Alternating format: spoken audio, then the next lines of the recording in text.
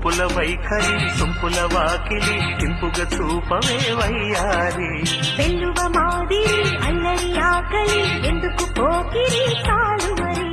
మోవిని మగతావిని ముడివేయనీయవా కాదని అనలేనని గడియైనాగవా అదుపు పొదుపు లేని ఆనందం కావాలి హద్దు పొద్దు లేని ఆరాటం ఆపాలి